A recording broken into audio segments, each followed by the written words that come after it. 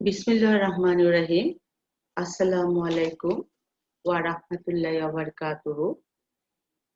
করোনাকালীন শিক্ষা কার্যক্রম চলমান রাখার স্বার্থে জাতীয় বিশ্ববিদ্যালয়ের উদ্যোগে অনলাইন ক্লাসে রিসোর্স পার্সন হিসেবে নিয়োগ দেওয়ার জন্য ধন্যবাদ ও কৃতজ্ঞতা জানাচ্ছি জাতীয় বিশ্ববিদ্যালয় কর্তৃপক্ষ মহোদয়কে, সেই সাথে সবাইকে স্বাস্থ্যবিধি মেনে চলার জন্য আহ্বান জানাচ্ছি। প্রিয় শিক্ষার্থীরা, কেমন আছো? ভালো আছো নিশ্চয়ই। আমিও ভালো আছি।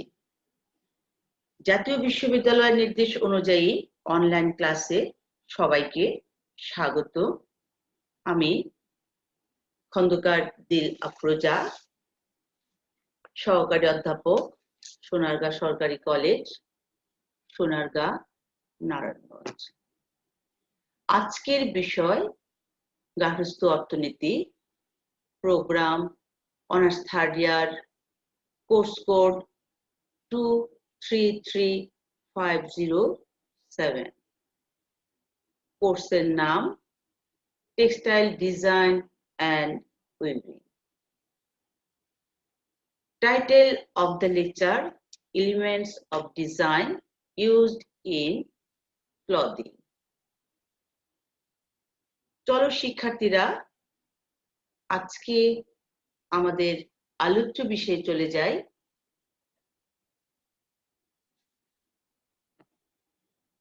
আজকের আলোচ্য বিষয় শিল্প উপাদানের ব্যবহার। বস্ত্রশিল্পে শিল্প উপাদানের ব্যবহারকে জানতে হলে আগে আমাকে জানতে হবে শিল্প কি। তাহলে চলো আমরা জানি, মানুষ সৌন্দর্যের পূজারী। সৌন্দর্যবোধ মানুষের সহজাত প্রবৃত্তি। শিল্প মানবিক চাহিদা, স্বস্তি ও আনন্দ বিধানের জন্য জীবনকে সুন্দর করতে চেষ্টা করে। কোনো কাজ সুন্দর ও সার্থকভাবে সম্পূর্ণ করাকে শিল্প বলে। অনুরূপভাবে শিল্প বলতে আমরা বুঝি মানুষের সৃষ্টি সুকুমার বৃত্তির পরিচয় বহনকারী যে কোনো শিল্প কর্মকে বুঝে থাকি। বিভিন্ন যুগে বিভিন্ন দেশের শিক্ষাবিদ, দার্শনিক, সাহিত্যিক শিল্পকলার বিভিন্ন মত পোষণ করেছেন। আমি আবারও বলছি, বিভিন্ন যুগে বিভিন্ন দেশের শিক্ষাবিদ, দার্শনিক, সাহিত্যিক শিল্পকলার বিভিন্ন মত পোষণ করেছেন। এই প্রসঙ্গে উইলিয়াম মরিস বলেছেন, যা মানুষের সৃষ্টি এবং যা তার বুদ্ধি ও রসানুভূতির বিকশিত করে তাই শিল্প। শিল্প প্রধানত দুই প্রকার, যথা কারুশিল্প, চারুশিল্প। এখন চলো আমরা সংক্ষিপ্ত আকারে কারুশিল্প এবং চারুশিল্প বলতে কি জানি। কারুশিল্প যে শিক্ষা মানুষের দৈনন্দিন জীবনের প্রয়োজন মেটানোর তাগিদে বস্তু সম্পর্কিত বিষয় হতে উদ্ভূত হয় এবং যা সৌন্দর্য উপভোগের সামগ্রী, তা হলো কারুশিল্প। যেমন মৃৎশিল্প, বয়নশিল্প। আর চারুশিল্প বলতে যে শিল্প কলা মূলত মানব মনের শুকনো অনুভূতিগুলোকে সৌন্দর্য রসে সিক্ত করে মনের বিপুল আনন্দ বয়ে আনে, তাকে চারুশিল্প বলে। সুন্দর যা কিছু মনকে তৃপ্তি দেয় তাই চারুশিল্প। যেমন চিত্র, সঙ্গীত, নৃত্য, নাটক ইত্যাদি।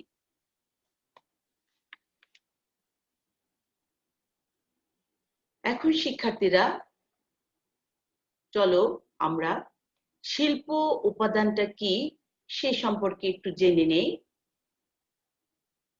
দৈনন্দিন জীবনের প্রয়োজনীয় সামগ্রী তৈরি করার জন্য যে বস্তুটি প্রয়োজন তাকে উপাদান বলে থাকি। কারণ যে কোনো মানুষের শিল্পী মনে পরিচয় ঘটাতে এই ধরনের উপাদানগুলোর প্রয়োজন। এই উপাদানের মধ্যে কতগুলো উপাদান বিদ্যমান যাকে শিল্প উপাদান বলা হয়ে থাকে।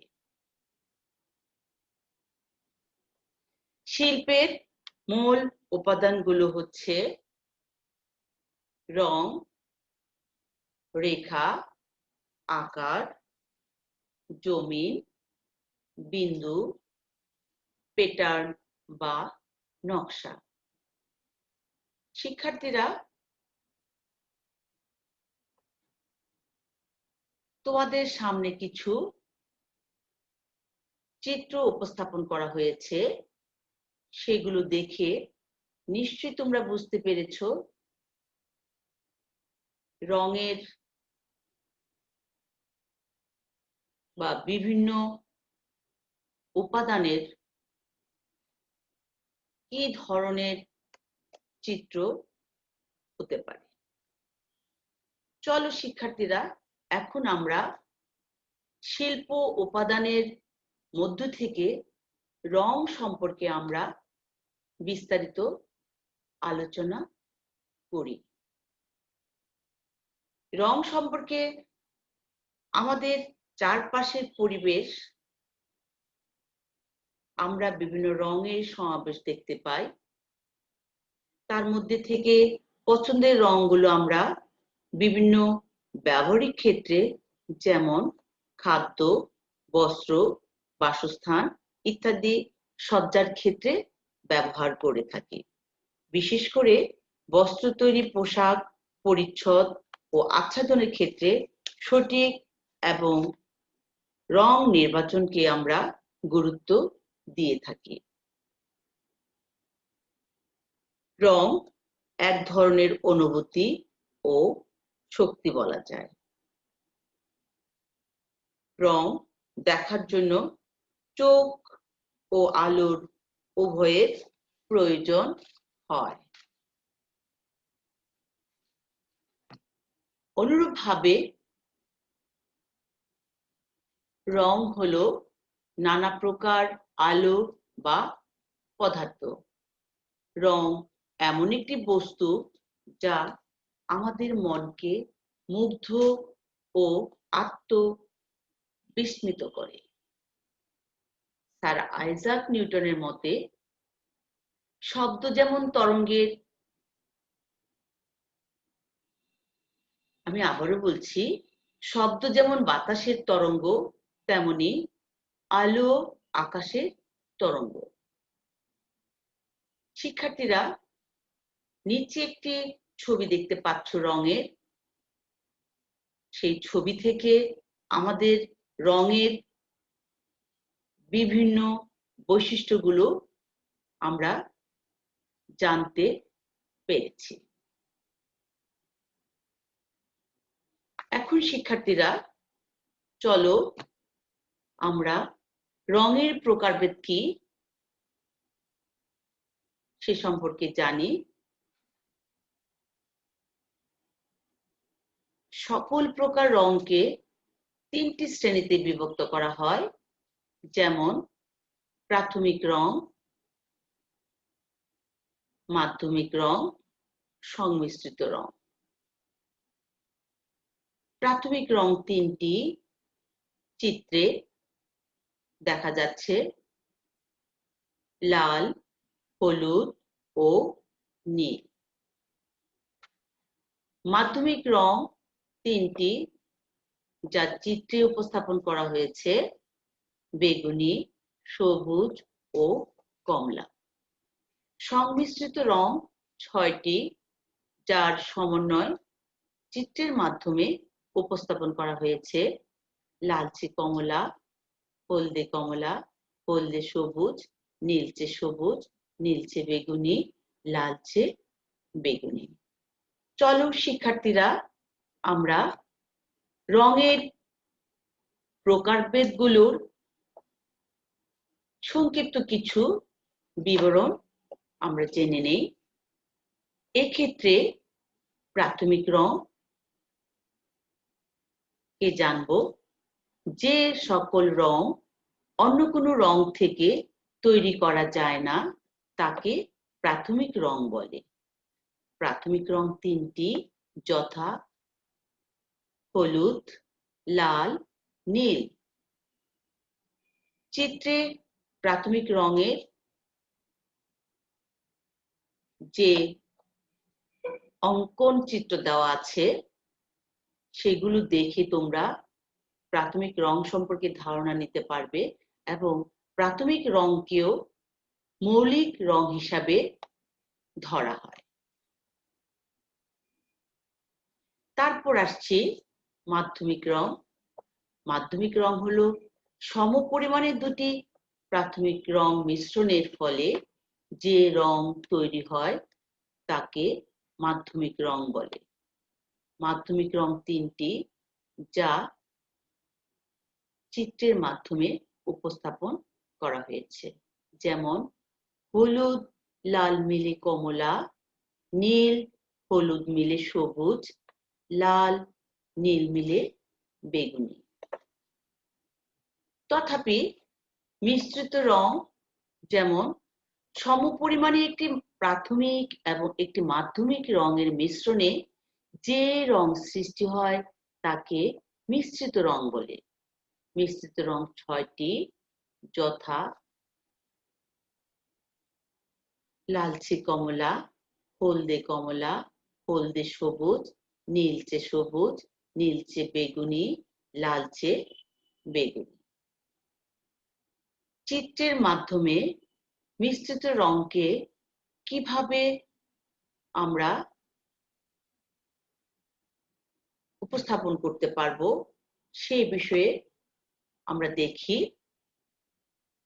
হলুদ কমলা মিলে হলদে কমলা, হলুদ সবুজ মিলে হলদে সবুজ, নীল বেগুনি মিলে নীলচে বেগুনি।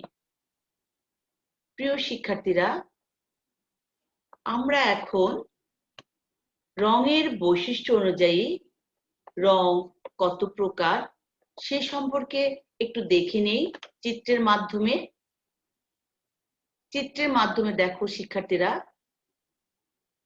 দেখা যায় রঙের বৈশিষ্ট্য অনুযায়ী রঙের প্রকার: ক বর্ণ নির্দেশক, খ রঙের মান,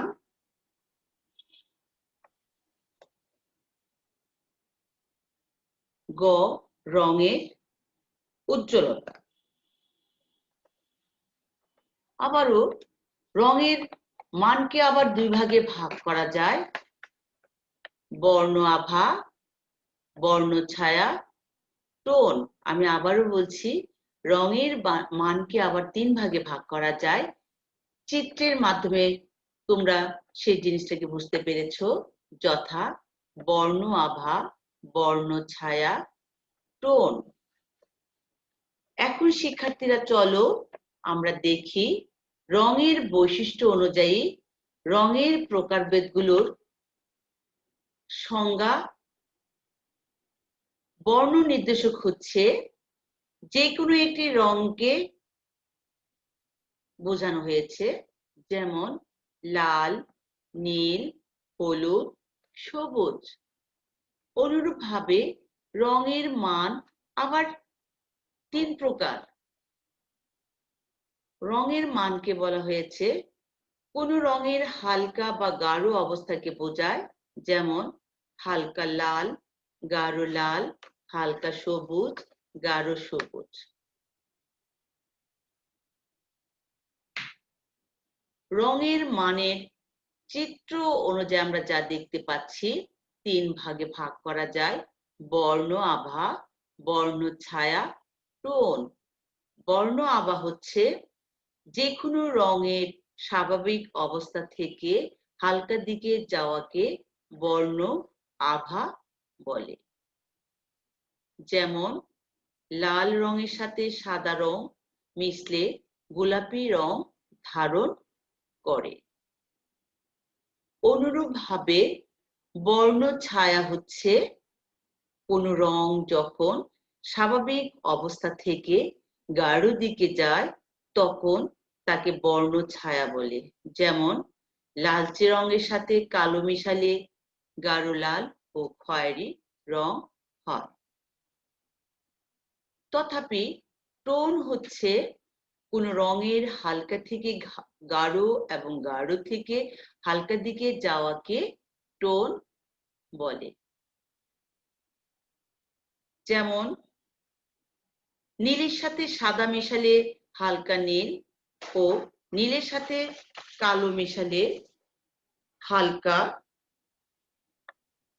মিশালে গাঢ় নীল হয়। আমি আবারও বলছি, নীলের সাথে সাদা মেশালে হালকা নীল এবং নীলের সাথে কালো মেশালে গাঢ় নীল হয়।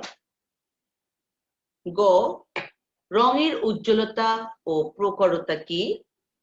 কোন রঙের উজ্জ্বল বা ম্লান ভাবকে রঙের উজ্জ্বলতা বা প্রখরতা বলে। আমি আবারও বলছি, কোন রঙের উজ্জ্বল বা ম্লান ভাবকে রঙের উজ্জ্বলতা বা প্রখরতা বলে। যেমন উজ্জ্বল লাল, ম্লান লাল।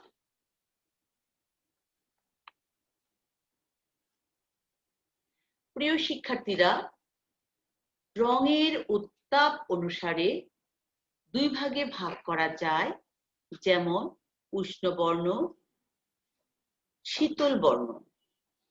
চিত্রে গ্রাফিক্স আর্টের সাহায্যে উষ্ণবর্ণ ও শীতল বর্ণের উপস্থাপন করা হয়েছে। যেমন উষ্ণবর্ণ লাল, হলুদ, কমলা। শীতল বর্ণ নীল, সবুজ, বেগুনি। উষ্ণবর্ণ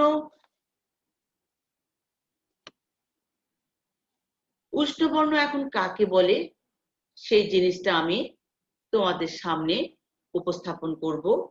উষ্ণবর্ণ হচ্ছে যেসব রং দৃষ্টিতে উষ্ণতার অনুভূতি সৃষ্টি করে তাকে উষ্ণ বর্ণ বলে। যেমন লাল, হলুদ, কমলা। শীতল বর্ণ হচ্ছে কোনো কোনো রং এর দিকে তাকালেই মনে হয় ঠান্ডা ও স্নিগ্ধ ভাব আসে, এই ধরনের রংকে বলা হয় শীতল রং। যেমন শীতল, যেমন নীল, সবুজ, বেগুনি।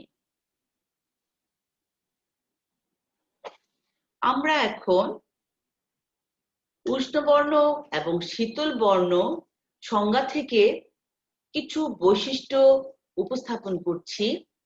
উষ্ণবর্ণ লাল, হলুদ, কমলা উষ্ণবর্ণ। এই বর্ণগুলোর ব্যবহার গরম অনুভূতির জায়গায় বস্তুকে দৃষ্টির কাছে নিয়ে আসে এবং উদ্দীপনা সৃষ্টি করে। শীতল বর্ণ নীল, সবুজ, বেগুনি বর্ণ শীতল বর্ণ। এগুলো আরামদায়ক বর্ণ। এই রং ব্যবহারে মনে শীতল ভাব আসে। গৃহে বর্ণ পরিকল্পনায় উষ্ণ ও শীতল রং ব্যবহারের মাধ্যমে আকর্ষণ বাড়ানো যায়। শিক্ষার্থীরা, উষ্ণবর্ণ এবং শীতল বর্ণর পাশে তার রং এর উপস্থাপন করা হয়েছে, সেগুলো দেখে আমরা অনুধাবন করতে পারছি যে উষ্ণবর্ণ ও শীতল বর্ণের পার্থক্য কিভাবে বলতে পারি।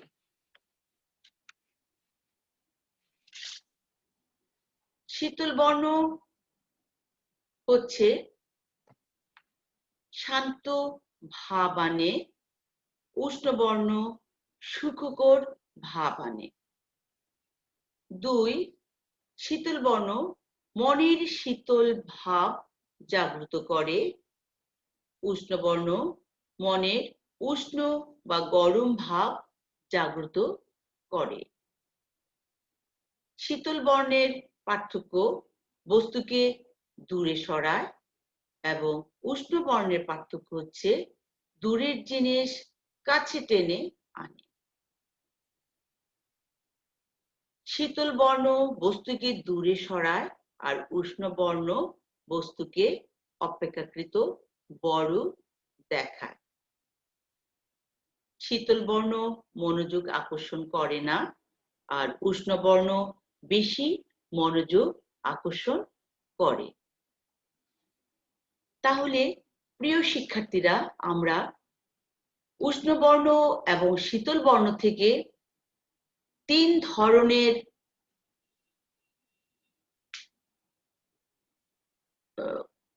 বৈশিষ্ট্য উপস্থাপন করতে পেরেছি। প্রথমে আমরা উষ্ণ বর্ণ থেকে পেয়েছি উষ্ণ বর্ণ কি, এবং শীতল বর্ণ থেকে পেয়েছি শীতল বর্ণ কি। উষ্ণ বর্ণের বৈশিষ্ট্য, শীতল বর্ণের বৈশিষ্ট্য। তাছাড়াও আমরা উষ্ণ বর্ণ এবং শীতল বর্ণের পার্থক্য আমরা উপরোক্ত সংজ্ঞা থেকেই অনুধাবন করে এবং চিত্রের সাহায্যে উপস্থাপন করতে পেরেছি। এখন শিক্ষার্থীরা, চলো আমরা রঙের মাত্রা ও আমেজ অনুসারে বর্ণকে কত ভাগে ভাগ করা হয়েছে সে সম্পর্কে আমরা জানি। রঙের মাত্রা ও আমেজ অনুসারে বর্ণ নিম্নরূপ। চিত্রের সাহায্যে উপস্থাপন করছি। একক বর্ণ, এতে একই রঙের বিভিন্ন মাত্রা ও আমেজ থাকে। চিত্রে নীল এবং আকাশী রঙের আমেজের মাধ্যমে একক বর্ণ উপস্থাপন করা হয়েছে। সাদৃশ্য বর্ণ, সাদৃশ্য বর্ণ হচ্ছে বর্ণচক্রের পাশাপাশি 3টি বা 4টি বর্ণকে সাদৃশ্য বর্ণ বলে। চিত্রে সাদৃশ্য বর্ণকেও আমরা বৈশিষ্ট্য অনুসারে সাজিয়েছি। বিপরীত বর্ণ, এটি হলো একটি রঙের সরাসরি বিপরীত রং। এতে 2টি বর্ণ থাকে, যেমন লাল ও সবুজ। চিত্রে বৈশিষ্ট্য অনুসারে বিপরীত বর্ণের লাল ও সবুজ উপস্থাপন করা হয়েছে। দ্বিবিপরীত বর্ণ, চিত্রের মাধ্যম থেকে আমরা দ্বিবিপরীত বর্ণকে এভাবে সংজ্ঞায়িত করতে পারি যে 2টি বিপরীত বর্ণের পাশাপাশি রং সমূহকে দ্বিবিপরীত বর্ণ বলে। যেমন লাল ও সবুজের দ্বিবিপরীত বর্ণ হচ্ছে লাল ও সবুজ ও নীল সবুজ।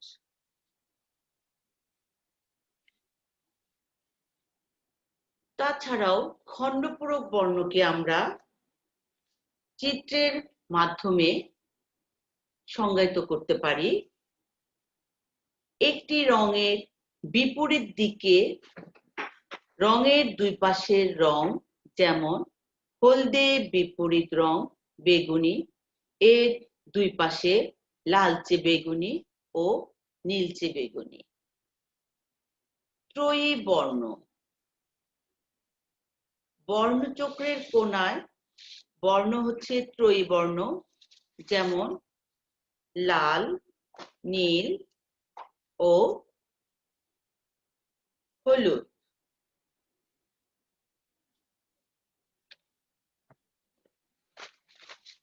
সাদা ও কালো বর্ণ। চিত্রের মাধ্যমে সাদা ও কালো বর্ণকে আমরা যেভাবে সংজ্ঞায়িত করতে পারবো তা হচ্ছে রংধনুর 7 রং, যেমন বেগুনি, তুতে, নীল, সবুজ, হলুদ, কমলা ও লালের একত্র সংযোগে সাদা বর্ণ হয়। এছাড়া সমস্ত রঙের অভাবে কালো রং উৎপন্ন হয়। প্রিয় শিক্ষার্থীরা, আমরা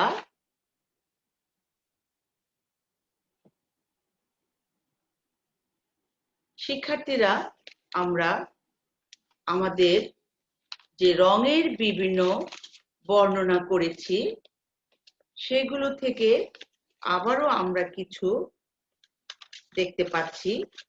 তা হচ্ছে রঙের প্রকারভেদ অনুযায়ী রঙকে 3 ভাগে ভাগ করা যায়, যেমন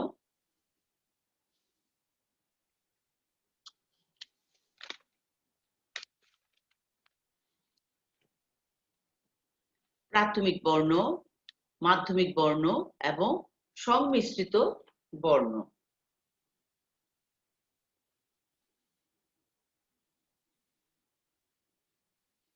তাছাড়াও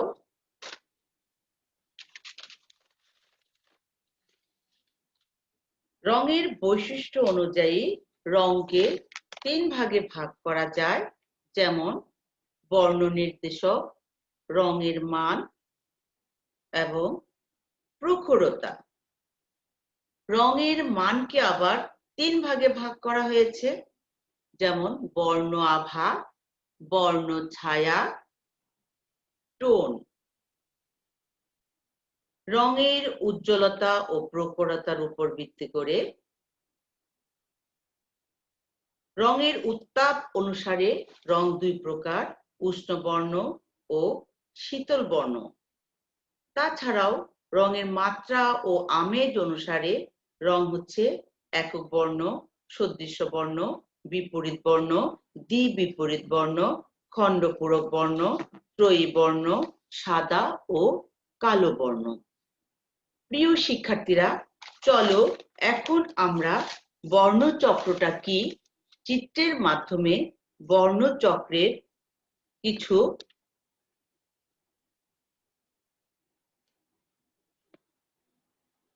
সংজ্ঞায়িত করা যায়। বর্ণচক্র হচ্ছে একটি চক্রাকার কাঠামোর সাহায্যে রং স্তরগুলো খুব সহজে বর্ণনা করা যায়। বর্ণচক্র বিশেষ নিয়ম অনুসরণ করে তৈরি করা হয়। আমি কি বলছি? বর্ণচক্রটা বিশেষ কিছু নিয়ম অনুসরণ করে তৈরি করা হয়। এই চক্র তৈরি করার শুরুতে প্রাথমিক রঙগুলোকে সমান দূরত্ব অনুসারে সাজানো হয়। এই রঙগুলো হলো লাল, হলুদ এবং নীল। তারপর প্রত্যেক দুটি প্রাথমিক রঙের সংমিশ্রণে যে রঙের সৃষ্টি হয় সেই রঙগুলো দুটি প্রাথমিক রঙের মাঝখানে বসাতে হয়। এই রঙগুলো মাধ্যমিক রং হিসাবে পরিচিত। এই পর্যায়ে যে 3টি রং পাওয়া যাবে সেগুলো হলো লাল ও হলুদ রঙের সংমিশ্রণে কমলা, নীল ও হলুদ রঙের সংমিশ্রণে সবুজ এবং লাল ও নীল এর সংমিশ্রণে বেগুনি রং। বর্ণচক্র তৈরি করার শেষ পর্যায়ে একটি প্রাথমিক ও একটি মাধ্যমিক রঙের সংমিশ্রণে যে রং সৃষ্টি হয় সেই রঙগুলোকে প্রাথমিক ও মাধ্যমিক রঙের মাঝামাঝি জায়গায় বসাতে হয়। এগুলোকে বলা হয় প্রান্তিক বা সংমিশ্রিত রং। এই রঙগুলো হলো লাল ও কমলা রঙের সংমিশ্রণে লালচে কমলা, কমলা ও হলুদ রঙের সংমিশ্রণে হলদে কমলা, হলুদ ও সবুজ রঙের সংমিশ্রণে হলদে সবুজ, সবুজ ও নীল রঙের সংমিশ্রণে নীলচে সবুজ, নীল ও বেগুনি রঙের সংমিশ্রণে নীলচে বেগুনি এবং বেগুনি ও লাল রঙের সংমিশ্রণে লালচে বেগুনি রং। বর্ণচক্রের 3টি রং থেকে সর্বমোট 12টি রঙের সৃষ্টি হয়। শিক্ষার্থীরা, আমরা রঙের বর্ণচক্র সম্পর্কে চিত্রের মাধ্যমে যা দেখেছি তা উপস্থাপন করছি এবং তোমরা অতি সহজেই বর্ণের চক্র অনুধাবন করতে পারবে। এখন শিক্ষার্থীরা আসা যাক দৈনন্দিন জীবনে রঙের প্রয়োজনীয়তা কি। দৈনন্দিন জীবনে রঙের প্রয়োজনীয়তা কম নয়। কোনো বস্তুর মাধ্যমে পরিবেশ ও নিজেকে সুন্দরভাবে সজ্জিত করার জন্য রঙের গুরুত্ব অপরিসীম। যেমন রং পবিত্রতার প্রতীক চিহ্ন রূপে রঙের প্রণয়ন করা হয়। মানসিক প্রশান্তির জন্য রঙের প্রয়োজন হয়ে পড়ে। বস্তু আকর্ষণীয় ও লোভনীয় করার জন্য রঙের প্রয়োজন অপরিহার্য। পোশাকে ফ্যাশন হিসেবে রঙের প্রয়োজনীয়তা খুবই অপরিসীম। পরিবেশকে উষ্ণ ও শীতল করার জন্য রঙের গুরুত্ব অপরিহার্য। শিক্ষার্থীরা, আমরা এখন বর্ণচক্র থেকে রঙের ব্যবহার সম্পর্কে কিছু তথ্য উপস্থাপন করছি। রং ব্যবহার করার সময় আগে জানতে হবে যে বস্তুতে রং ব্যবহার করবে তার প্রয়োজনীয়তা কেমন বা কি জন্য ব্যবহার করা হবে সেই বিষয়ে জানা আমার খুবই জরুরি। প্রথমত, প্রতিটি কক্ষে কাজের ব্যবহারের সাথে মিল রেখে রং ব্যবহার করা উচিত। রং ব্যবহারে শিল্প নীতি অনুসরণ করা বাঞ্ছনীয়। ব্যক্তিগত জীবনে রং ব্যবহারের সময় কিছু কিছু বিষয় যেমন বয়স, লিঙ্গভেদে, পেশা, আবহাওয়া ইত্যাদি লক্ষ্য রাখতে হবে।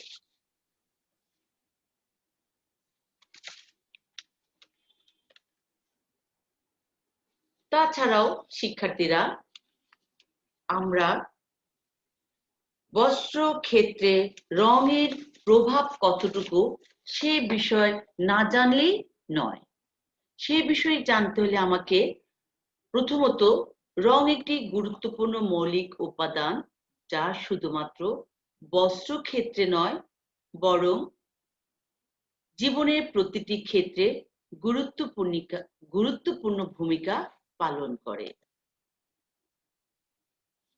বস্ত্রে কি ধরনের রং ব্যবহার করা হচ্ছে তার উপর নির্ভর করে ব্যক্তির ব্যক্তিত্ব, শারীরিক গঠন প্রভৃতি। এছাড়া বস্ত্রে ব্যবহৃত রং ব্যক্তির মন মানসিকতার উপর প্রভাব বিস্তার করে। বস্ত্রের রং আর যেসব বিষয়ের উপর প্রভাব বিস্তার করে সেগুলো হলো বয়স, পেশা, দৈহিক গড়ন, উপলক্ষ, আবহাওয়া প্রভৃতি। বয়স ভেদে বস্ত্রের রঙের ব্যবহার ভিন্ন। যেমন শিশুদের ক্ষেত্রে সাধারণত উজ্জ্বল বা উষ্ণ বর্ণের রং ব্যবহার করা হয়। আবার অনেক বয়স্ক ব্যক্তির ক্ষেত্রে লাল বা কমলা বা বিভিন্ন উষ্ণ বর্ণের রং ব্যবহার করতে দেখা যায়।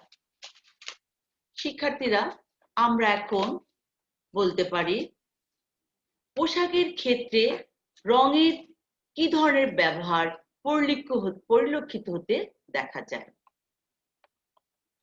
লম্বা ও মধ্যম প্রকৃতির ফর্সা মেয়েরা মোটামুটি বয়সের সাথে মানিয়ে সব রকম রঙের পোশাক পরতে পারে। একটি খাটো মেয়ে যদি হালকা একরঙা শাড়ি ও ব্লাউজ পরে তবে তাকে খাটো মনে হবে না। মোটা মেয়েদের জন্য হালকা রঙের শাড়ি, ব্লাউজ, কামিজ ইত্যাদি ভালো দেখায়। রোগা মেয়েরা উজ্জ্বল রঙের কাপড় পরলে ততটা রোগা মনে হয় না। এছাড়াও ঋতু অনুযায়ী শীতের দিনে গাঢ় রং ও গরমের দিনে হালকা শীতল রং দেহ ও মনের প্রশান্তি আনে। শিক্ষার্থীরা, এতক্ষণ আমরা বস্ত্রে শিল্পের উপাদানের বিভিন্ন অংশ আছে, তার মধ্য থেকে আমরা রঙের সংজ্ঞা, প্রকারভেদ, ব্যবহার, বৈশিষ্ট্য, প্রয়োজনীয়তা, পোশাকের ক্ষেত্রে রঙের ব্যবহার এবং বস্ত্রের ক্ষেত্রে রঙের ব্যবহার সম্পর্কে আলোচনা করেছি।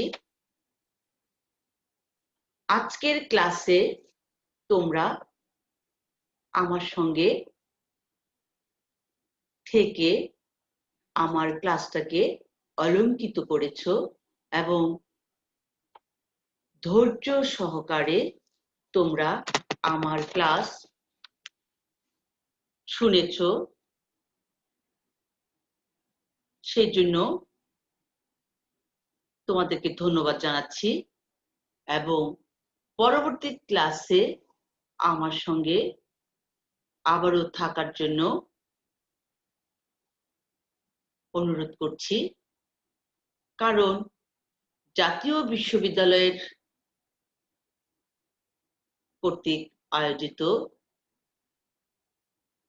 অনলাইন ক্লাস তোমাদের সামনে হয়তো বা আরো 10 থেকে 12টি ক্লাস উপস্থাপন করতে হবে। সেই সময়টুকু তোমরা আমার সাথে থেকো। তোমাদেরকে আবারও ধন্যবাদ সবাইকে। আসসালামু আলাইকুম।